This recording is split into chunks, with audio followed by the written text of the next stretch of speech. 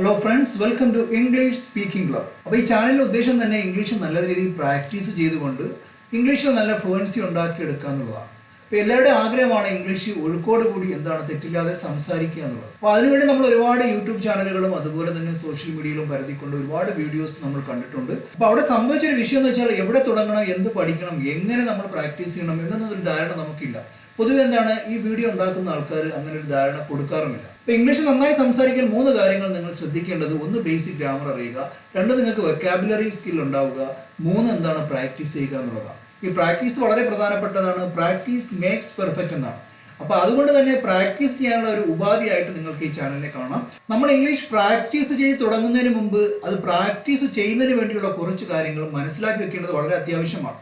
നിങ്ങൾ ഇതുവരെ പഠിച്ച ഇംഗ്ലീഷിൽ എന്തെല്ലാം ഇനി മനസ്സിലാക്കാനുണ്ട് എന്ന് അറിയുന്നതിന് വേണ്ടിയും കറക്റ്റ് ബിഫോർ യു സ്പീക്ക് എന്ന് പറഞ്ഞിട്ടുള്ള കുറച്ച് വീഡിയോകൾ നിങ്ങൾ കണ്ട് മനസ്സിലാക്കേണ്ടത് വളരെ അത്യാവശ്യമാണ്. അപ്പോൾ ആ വീഡിയോകൾ കണ്ടു കഴിയുമ്പോൾ ഇംഗ്ലീഷ് ഭാഷയുമായി ബന്ധപ്പെട്ടുള്ള ബേസിക് ആയിട്ടുള്ള എല്ലാ കാര്യങ്ങളും നിങ്ങൾക്ക് നല്ല രീതിയിൽ മനസ്സിലാക്കാൻ സാധിക്കും. അപ്പോൾ നിങ്ങൾ ചെയ്യേണ്ടത് ഈ വീഡിയോകളെല്ലാം ഓർഡറിലാണ് കൊടുത്തിട്ടുള്ളത്. ആ ഓർഡറിൽ തന്നെ കണ്ട് മനസ്സിലാക്കാൻ ശ്രമിക്കുക. എന്തെങ്കിലും സംശയങ്ങളുണ്ടെങ്കിൽ നിങ്ങൾക്ക് കമന്റ് സെക്ഷനിൽ രേഖപ്പെടുത്താവുന്നതാണ്. അപ്പോൾ ഈ പാഠത്തിൽ നമ്മൾ പഠിക്കാൻ പോകുന്നത് സെന്റൻസ് സ്ട്രക്ചർ എന്താണ്, അതിൽ എന്തൊക്കെയാണ് ഉൾപ്പെട്ടിട്ടുള്ളത് എന്നുള്ളതാണ്.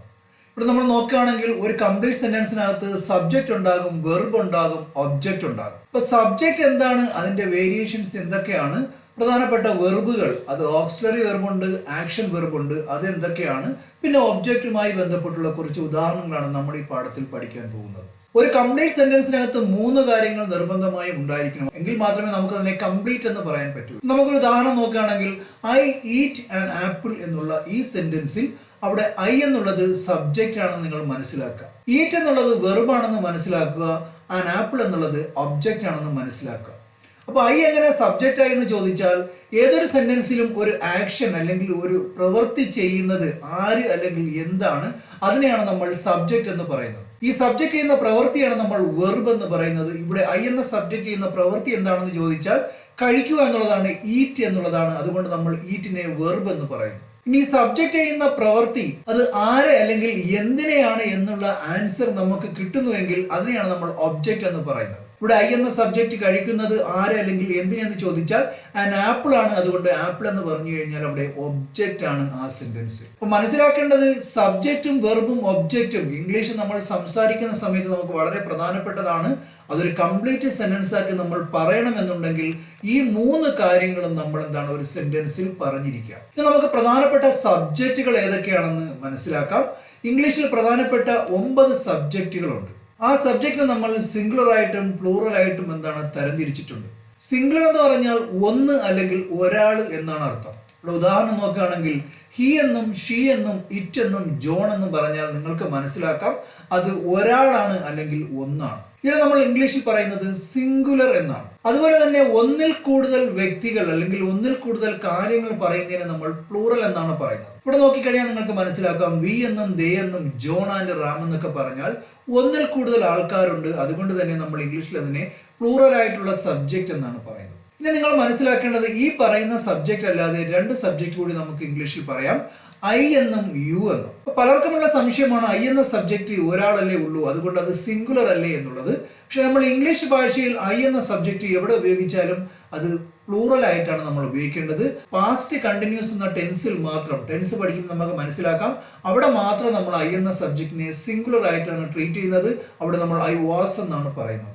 പിന്നെ യു എന്ന സബ്ജക്റ്റ്, നീ അല്ലെങ്കിൽ നിങ്ങൾ അല്ലേ. ഇപ്പൊ നീ എന്ന് കേട്ട് കഴിഞ്ഞാൽ നിങ്ങൾ ചിന്തിക്കും അത് സിംഗുലർ ആണ് എന്നുള്ളത്. മനസ്സിലാക്കേണ്ടത്, യു എന്ന സബ്ജക്റ്റ് ഇംഗ്ലീഷ് നമ്മൾ എവിടെ ഉപയോഗിച്ചാലും നമ്മൾ പ്ലൂറൽ ആയിട്ടാണ് ഉപയോഗിക്കേണ്ടത്. അതുകൊണ്ട് നമ്മൾ യു ഹാസ് എന്ന് പറയില്ല, യു ഹാവ് എന്ന് പറയും. യു വാസ് എന്ന് പറയില്ല, യു വെയർ എന്ന് പറയും. യു ഈസ് എന്ന് പറയില്ല, യു ആർ എന്ന് പറയും. അപ്പൊ യു എന്ന സബ്ജക്റ്റ് ഇംഗ്ലീഷിൽ എവിടെ നിങ്ങൾ ഉപയോഗിച്ചാലും, എവിടെ സംസാരിക്കാൻ ഉപയോഗിച്ചാലും, എഴുതാൻ ഉപയോഗിച്ചാലും അത് പ്ലൂറൽ ആയിട്ടാണ് ഉപയോഗിക്കുന്നത്. അപ്പൊ ഇംഗ്ലീഷ് എന്നല്ല ഏത് ഭാഷയിലായാലും പ്രധാനപ്പെട്ട സബ്ജക്റ്റുകൾ ഇതാണ്. ഈ സബ്ജക്റ്റുകളാണ് നമ്മൾ ആദ്യം ഒരു സെന്റൻസ് പറയുമ്പോൾ അവിടെ നമ്മൾ ഉപയോഗിക്കേണ്ടത്. ഇനി വെർബുകൾ നമ്മൾ നോക്കുകയാണെങ്കിൽ ഇംഗ്ലീഷിൽ 2 തരം വെർബുകളാണുള്ളത്. ഒന്ന് ഓക്സിലറി വെർബും മറ്റൊന്ന് ആക്ഷൻ വെർബുമാണ്. ഒരു സെന്റൻസ് നമ്മൾ സംസാരിച്ചു തുടങ്ങുമ്പോൾ ആദ്യം ഞാൻ പറഞ്ഞു നമ്മൾ സബ്ജക്റ്റ് ഉപയോഗിക്കുക. രണ്ടാമത് നമ്മൾ പറയുന്നത് ഓക്സിലറി വെർബുകളാണ്. അപ്പോൾ ഓക്സിലറി വെർബ് ഇല്ലാത്ത ടെൻസ് എന്ന് പറഞ്ഞു കഴിഞ്ഞാൽ സിമ്പിൾ പ്രസന്റിലും സിമ്പിൾ പാസ്റ്റിലും മാത്രമാണ് നമ്മൾ പോസിറ്റീവ് സെന്റൻസുകൾ പറയുമ്പോൾ ഓക്സിലറി വെർബ് ഉപയോഗിക്കാത്തത്. ബാക്കിയുള്ള എല്ലാ ടെൻസിലും നമ്മൾ ഓക്സിലറി വെർബ് ഉപയോഗിച്ചിട്ടുണ്ടാണ് ഇംഗ്ലീഷ് സംസാരിക്കുന്നത്. ഇപ്പോൾ ഓക്സിലറി വെർബ് നോക്കുകയാണെങ്കിൽ is are am has or have had will do does did ഇത്തരത്തിലാണ് നമ്മൾ ഓക്സിലറി വെർബുകൾ ഇംഗ്ലീഷിൽ മനസ്സിലാക്കി വെച്ചിട്ടുള്ളത്. അപ്പോൾ ഓക്സിലറി വെർബ് നോക്കിക്കഴിഞ്ഞാൽ നമുക്ക് മനസ്സിലാക്കാൻ സാധിക്കും അത് ഏത് ടെൻസ് ആണെന്നുള്ളത്. ഒരു സെന്റൻസിൽ ഓക്സിലറി വെർബ് പറഞ്ഞു കഴിഞ്ഞാൽ അടുത്ത നമ്മൾ പറയേണ്ടത് ആക്ഷൻ വെർബാണ്. ആക്ഷൻ വെർബ് നമുക്കറിയാം വാച്ച് എന്നും ഈറ്റ് എന്നും ഗോ എന്നും ജമ്പ് എന്നും വാക്ക് സ്ലീപ്പ് ഇത്തരത്തിൽ ഒരുപാട് ആക്ഷൻ വെർബുകളുണ്ട്. എത്രത്തോളം ആക്ഷൻ വെർബ് നമുക്കറിയാം അത്രത്തോളം സെന്റൻസിൽ നമുക്ക് സംസാരിക്കാൻ സാധിക്കും എന്നുള്ളതാണ്. ഇപ്പൊ നമ്മൾ ഇംഗ്ലീഷ് സംസാരിക്കുന്ന എല്ലാ വെർബും പഠിച്ചു വെക്കേണ്ട കാര്യമൊന്നുമില്ല. നമ്മൾ കോമൺ ആയിട്ട് ഉപയോഗിക്കുന്ന വെർബുകൾ അത് ഏതൊക്കെയാണെന്ന് മനസ്സിലാക്കി അതിന്റെ 3 രൂപങ്ങൾ V1, V2, V3 അത് നിങ്ങളും പഠിച്ചു വെക്കുക. ഇംഗ്ലീഷ് സംസാരിക്കുന്നത് വളരെ അത്യാവശ്യമാണ്.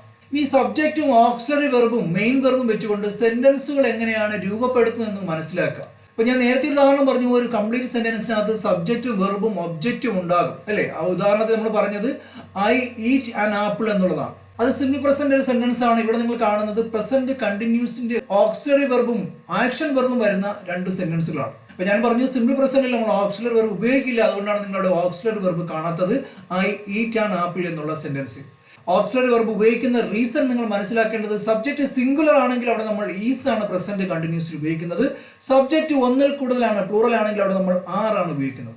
അതുകൊണ്ട് തന്നെ ഇവിടെ ആദ്യത്തെ സെന്റൻസിൽ സബ്ജക്റ്റ് ഹി ആണ്, സിംഗുലർ ആണ്, അതുകൊണ്ട് നമ്മൾ ഈസ് ഉപയോഗിച്ചു. അത് കഴിഞ്ഞ് നമ്മൾ ആക്ഷൻ വാച്ച് എഴുതി കണ്ടിന്യൂസ് ആയതുകൊണ്ട് ING ഉപയോഗിച്ചു. ഇനി അടുത്ത സെന്റൻസ് നോക്കുകയാണെങ്കിൽ അതും എന്താണ് പ്രസന്റ് കണ്ടിന്യൂസിന്റെ ഒരു സെന്റൻസ് ആണ്. ഇവിടെ സബ്ജക്റ്റ് ഒന്നിൽ കൂടുതലാണ്, വി ആണ് അല്ലെ ഞങ്ങൾ എന്ന് പറഞ്ഞാൽ. അത് കഴിഞ്ഞ് നമ്മൾ ആർ എന്ന ഓക്സിലറി ആണ് ഉപയോഗിച്ചത്. മനസ്സിലാക്കേണ്ടത് അത് പ്ലൂറൽ ആയതുകൊണ്ടാണ് സബ്ജക്റ്റ്. അത് കഴിഞ്ഞ് നമ്മൾ വാച്ച് എന്ന ആക്ഷൻ വെർബ് ഉപയോഗിച്ചു. ഇത് കണ്ടിന്യൂസ് ആയതുകൊണ്ട് ING ചേർത്തു, അങ്ങനെ വാച്ചിങ് എന്ന് പറയും. അപ്പൊ ഈ 2 സെന്റൻസുകളിൽ നിങ്ങൾ മനസ്സിലാക്കേണ്ടത് സബ്ജക്റ്റ് കഴിഞ്ഞ് ഹീയും വിയും കഴിഞ്ഞ് നമ്മൾ ഓക്സിലറി വെർബുകൾ ഉപയോഗിച്ചു. അത് കഴിഞ്ഞ് നമ്മൾ എന്താണ് ആക്ഷൻ വെർബാണ് ഉപയോഗിച്ചത്. അപ്പൊ ഇതാണ് ഒരു സെന്റൻസിന്റെ സ്ട്രക്ചർ നിങ്ങൾ മനസ്സിലാക്കുക. എപ്പോഴും നമ്മൾ സബ്ജക്റ്റ് പറയുക, സബ്ജക്റ്റിന്റെ എണ്ണം അനുസരിച്ച് അത് സിംഗുലർ ആണെങ്കിൽ നമ്മൾ ഈസ്, വാസ്, ഹാസ് അങ്ങനെയുള്ള ഓക്സിലറി വെർബും, പ്ലൂറൽ ആണെങ്കിൽ നമ്മൾ ആറും ഹാവും ഒക്കെയാണ് ഉപയോഗിക്കേണ്ടത്. അപ്പൊ ഈ ഓക്സിലറി വെർബിന്റെയും ആക്ഷൻ വെർബിന്റെയും യൂസ് നമ്മൾ ടെൻസുമായി ബന്ധപ്പെട്ടുള്ള പാഠങ്ങൾ പഠിക്കുമ്പോൾ കുറച്ചുകൂടി ഡീറ്റെയിൽ ആയിട്ട് നിങ്ങൾക്ക് മനസ്സിലാക്കാൻ സാധിക്കുന്നതാണ്. അപ്പൊ സബ്ജക്റ്റ് നമ്മൾ മനസ്സിലാക്കി, ഇനി നമ്മൾ വെർബ് മനസ്സിലാക്കി. ഇനി നമുക്ക് ഒബ്ജക്റ്റ് എന്ന് വെച്ചാൽ അങ്ങ് നിർബന്ധമുള്ളതല്ല. നമ്മൾ ആരെ അല്ലെങ്കിൽ എന്തിനെന്നുള്ള ആൻസർ കിട്ടുന്നതിന് വേണ്ടി, ഒരു സെന്റൻസ് കംപ്ലീറ്റ് ചെയ്യുന്നതിന് വേണ്ടി നമ്മൾ ഉപയോഗിക്കുന്നതാണ് ഒബ്ജക്റ്റ്. അപ്പൊ അതുമായി ബന്ധപ്പെട്ടുള്ള കുറച്ച് ഉദാഹരണങ്ങൾ ഇനി നമുക്ക് മനസ്സിലാക്കാം. ഒരു കംപ്ലീറ്റ് സെന്റൻസിൽ 3 കാര്യങ്ങൾ ഞാൻ പറഞ്ഞു, സബ്ജക്റ്റ്, വെർബ്, ഒബ്ജക്റ്റ്. അത്തരത്തിൽ 3 കാര്യങ്ങൾ കൂടി വരുന്ന 2-3 സെന്റൻസിൽ കൂടി നമുക്ക് പരിശോധിക്കാം. ഇവിടെ ഒന്നാമത്തെ സെന്റൻസ് നോക്കുകയാണെങ്കിൽ യു ഹാവ് പ്ലേഡ് ക്രിക്കറ്റ്. ഇവിടെ പ്രസന്റ് പെർഫെക്റ്റ് ടെൻസിന്റെ ഒരു സെന്റൻസ് ആണ് നിങ്ങളെ കാണുന്നത്. You have played cricket. ഇവിടെ യു ആണ് സബ്ജക്റ്റ്. യു നമ്മൾ ആദ്യം എഴുതി ഇവിടെ സെന്റൻസ് സ്ട്രക്ചറിന്റെ റൂൾ അനുസരിച്ചുകൊണ്ട്. അത് കഴിഞ്ഞ് നമ്മൾ എഴുതേണ്ടത് ഓക്സിലറി വെർബും ആക്ഷൻ വെർബും ആണ്. ഇവിടെ ഓക്സിലറി വെർബ് നമുക്കറിയാം പ്രസന്റ് പെർഫെക്റ്റ് ടെൻസ് ആയതുകൊണ്ട് തന്നെ 2 ഓക്സിലറി വെർബ് ഉണ്ട്, ഹാസ് ഉണ്ട്, ഹാവ് ഉണ്ട്. അവിടെ ഒരാളാണെങ്കിൽ സിംഗുലർ ആണെങ്കിൽ നമ്മൾ ഹാസ് എഴുതണം, പ്ലൂറൽ ഒന്നിൽ കൂടുതലാണെങ്കിൽ ഐ ആണെങ്കിൽ നമ്മൾ ഹാവ് ആണ് എഴുതേണ്ടത് ഇല്ലേ. ഇവിടെ യു എന്ന് പറഞ്ഞാൽ ഇംഗ്ലീഷിൽ ഞാൻ പറഞ്ഞു പ്ലൂറൽ ആയിട്ടാണ് ട്രീറ്റ് ചെയ്യുന്നത്. അതുകൊണ്ട് തന്നെ നമ്മൾ അത് കഴിഞ്ഞ് ഓക്സിലറി വെർബ് ഹാവ് എഴുതുന്നു സെന്റൻസിന്റെ സ്ട്രക്ചർ അനുസരിച്ച്. അത് കഴിഞ്ഞ് ആക്ഷൻ വെർബാണ് നമുക്കറിയാം. ഇവിടെ പ്ലേ എന്നുള്ളതാണ് ആക്ഷൻ വെർബ്. ഇത് പെർഫെക്റ്റ് ടെൻസ് ആയതുകൊണ്ട് തന്നെ എന്റെ V3 ഫോമാണ് എഴുതിയിട്ടുള്ളത്. You have played. പിന്നെ നമ്മൾ എഴുതേണ്ടത് ഒബ്ജക്റ്റ് ആണ് അല്ലേ. ഇവിടെ ആരെ അല്ലെങ്കിൽ എന്തിനെയാണ് കളിക്കുന്നതെന്ന് ചോദിച്ചാൽ ക്രിക്കറ്റ് ആണ്, അതുകൊണ്ട് ക്രിക്കറ്റ് എന്തായി ഒബ്ജക്റ്റ് ആയി മാറി. അപ്പൊ സബ്ജക്റ്റ് യു ആണ്, സബ്ജക്റ്റ് ചെയ്യുന്ന പ്രവൃത്തി എന്താണ്, പ്ലേ ആണ്, അത് വെർബാണ്. ആരെ അല്ലെങ്കിൽ എന്തിനെ സബ്ജക്റ്റ് കളിക്കുന്നു എന്ന് ചോദിച്ചാൽ ക്രിക്കറ്റിനെയാണ്, അങ്ങനെ ക്രിക്കറ്റ് എന്തായി ഒബ്ജക്റ്റ് ആയി മാറി. ഇനി വേറെ സെന്റൻസ് നോക്കുകയാണെങ്കിൽ we are watching a movie. ഇത് പ്രസന്റ് കണ്ടിന്യൂസ് ടെൻസ് ആണ്. ഇവിടെ നമുക്ക് സബ്ജക്റ്റ് ആണ് നമ്മൾ ആദ്യം എഴുതേണ്ടത്. ഇവിടെ സബ്ജക്റ്റ് എന്ന് പറഞ്ഞാൽ വി ആണ്, അത് നമ്മൾ ആദ്യം എഴുതുന്നു സെന്റൻസ് സ്ട്രക്ചറിന്റെ റൂൾ അനുസരിച്ചുകൊണ്ട്. രണ്ടാമത് പ്രസന്റ് കണ്ടിന്യൂസ് ആയതുകൊണ്ട് തന്നെ നമ്മളവിടെ ഈസ് ഉണ്ട്, ആർ ഉണ്ട്, ആം ഉണ്ട്. നമുക്കറിയാം സബ്ജക്റ്റ് പ്ലൂറൽ ആണെങ്കിൽ നമ്മൾ അത് കഴിഞ്ഞ് ആർ എഴുതണം, സിംഗുലർ ആണെങ്കിൽ ഈസ് എഴുതണം, ഐ ആണെങ്കിൽ ആം ആണ് എഴുതേണ്ടത്. അപ്പോൾ അത് കഴിഞ്ഞ് നമ്മൾ ആർ എന്ന ഓക്സിലറി വെർബ് എഴുതി. പിന്നെ നമുക്കറിയാം ആക്ഷൻ വെർബാണ് ഇവിടെ കാണുക എന്നുള്ളതാണ്, വാച്ച് ആണ്. കണ്ടിന്യൂസ് ടെൻസ് അനുസരിച്ച് വെർബിന്റെ റൂൾ എന്ന് പറഞ്ഞാൽ ING ഫോം ആണ് അല്ലെ. അപ്പോൾ വി ആർ വാച്ചിങ്, കണ്ടുകൊണ്ടിരിക്കുന്നു. ആരെ അല്ലെങ്കിൽ എന്തിനെന്ന് ചോദിച്ചാൽ എ മൂവി ഇല്ലേ, ഒരു സിനിമയാണ് നമ്മൾ കണ്ടുകൊണ്ടിരിക്കുന്നത്. അതുകൊണ്ട് തന്നെ ഈ സെന്റൻസ് നമ്മൾ പറയുന്നത് we are watching a movie എന്നുള്ളതാണ്. ഇതാണ് കറക്റ്റ് ആയിട്ടുള്ളതും ശരിയായിട്ടുള്ളതുമായ സെന്റൻസിന്റെ സ്ട്രക്ചർ എന്ന് പറയുന്നത്. നിങ്ങൾ സംസാരിക്കുമ്പോഴും എഴുതുമ്പോഴും ഇത് പ്രത്യേകം ശ്രദ്ധിക്കണം. നമുക്ക് ഒരു എക്സാമ്പിൾ കൂടി മനസ്സിലാക്കാം. They will build A house അല്ലേ. ഇവിടെ മനസ്സിലാക്കേണ്ടത് ഇത് സിമ്പിൾ ഫ്യൂച്ചറിന്റെ ഒരു എന്താണ് സെന്റൻസ് ആണ്. അത് എങ്ങനെ മനസ്സിലായെന്ന് ചോദിച്ചാൽ വിൽ എന്ന ഓക്സിലറി വെർബ് വന്നു കഴിഞ്ഞാൽ മനസ്സിലാക്കേണ്ടത് അത് സിമ്പിൾ ഫ്യൂച്ചർ ആണ്. അപ്പോൾ ഇവിടെ സബ്ജക്റ്റ് നമ്മൾ ആദ്യം എഴുതുകയാണ്. ദേ എന്ന് പറഞ്ഞ സബ്ജക്റ്റ് എഴുതി. അത് കഴിഞ്ഞ് നമുക്കറിയാം അവിടെ ഓക്സിലറി വെർബ് എഴുതണം, പിന്നെ ആക്ഷൻ വെർബ് എഴുതണം. ഓക്സിലറി വെർബ് സിമ്പിൾ ഫ്യൂച്ചറിന്റെ റൂൾ അനുസരിച്ച് കൊണ്ട് നമ്മൾ വില്ലാണ് എഴുതേണ്ടത്. അവിടെ സബ്ജക്റ്റ് ഒരു വിഷയവുമല്ല, എന്ത് തന്നെയായാലും നമ്മൾ വില്ല് എഴുതാം. ബിൽഡ് എന്നുള്ളതാണ് ആക്ഷൻ വെർബ്, അത് നമ്മളോട് എഴുതി. അതിനുശേഷം നമ്മൾ ഒബ്ജക്റ്റ് എഴുതി. എന്താണ്? ദേ വിൽ ബിൽഡ്, അവർ നിർമ്മിക്കും. ആരെ അല്ലെങ്കിൽ എന്തിനെന്ന് ചോദിച്ചാൽ എ ഹൗസ്, ഒരു വീടിനെയാണ്. അതുകൊണ്ട് ഒബ്ജക്റ്റ് നമ്മൾ എ ഹൗസ് ആണ് ഇവിടെ എഴുതിയത് അല്ലേ. അപ്പൊ ഈ 3 സെന്റൻസിലെയും സ്ട്രക്ചർ അനുസരിച്ച് കൊണ്ട് ഫസ്റ്റ് നമ്മൾ സബ്ജക്റ്റ് എഴുതി, രണ്ടാമത് ഓക്സിലറി വെർബ് എഴുതി. ഈ ഓക്സിലറി വെർബ് എഴുതുമ്പോൾ നിങ്ങൾ ശ്രദ്ധിക്കേണ്ടത് സബ്ജക്റ്റിന്റെ എണ്ണം അനുസരിച്ച് അത് സിംഗുലർ ആണോ പ്ലൂറൽ ആണോ ഐ ആണോ എന്ന് നോക്കിയിട്ടാണ് നമ്മൾ ഓക്സിലറി വെർബുകൾ എഴുതുകയും സംസാരിക്കുകയും ചെയ്യേണ്ടത്.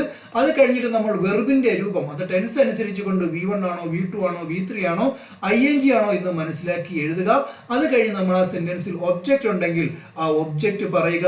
എങ്കിൽ മാത്രമേ നമ്മൾ ഈ പറയുന്ന രീതിയിൽ സെന്റൻസ് സ്ട്രക്ചർ കറക്റ്റ് ആവുകയുള്ളൂ. അതുപോലെ തന്നെ ആ സെന്റൻസ് കംപ്ലീറ്റ് ആവുകയുമുള്ളൂ. ഡേ 2 നമ്മൾ പഠിക്കാൻ പോകുന്നത് ഈ പറഞ്ഞ സബ്ജക്റ്റുകൾ ഇംഗ്ലീഷിൽ നമ്മൾ പല രൂപത്തിൽ ഉപയോഗിക്കാറുണ്ട്. ഞാൻ എന്നുള്ള സബ്ജക്റ്റ് നമുക്കറിയാം ഐ ആണ് നമ്മൾ ഇംഗ്ലീഷിൽ ഉപയോഗിക്കുന്നത്. അത് തന്നെ നമ്മൾ എനിക്കെന്നും എന്നെ എന്നും എൻ്റെ എന്നും എൻ്റേതെന്നും ഞാൻ സ്വയം എന്നൊക്കെ ഉപയോഗിക്കാറുണ്ട്. എങ്ങനെയാണെന്ന് ചോദിച്ചാൽ ഞാൻ എന്ന് പറഞ്ഞാൽ ഇംഗ്ലീഷിൽ ഐ ആണ്. അതുപോലെ എനിക്ക് അല്ലെങ്കിൽ എന്നെ എന്ന് പറഞ്ഞാൽ നമ്മൾ മീ ആണ് ഉപയോഗിക്കുന്നത്.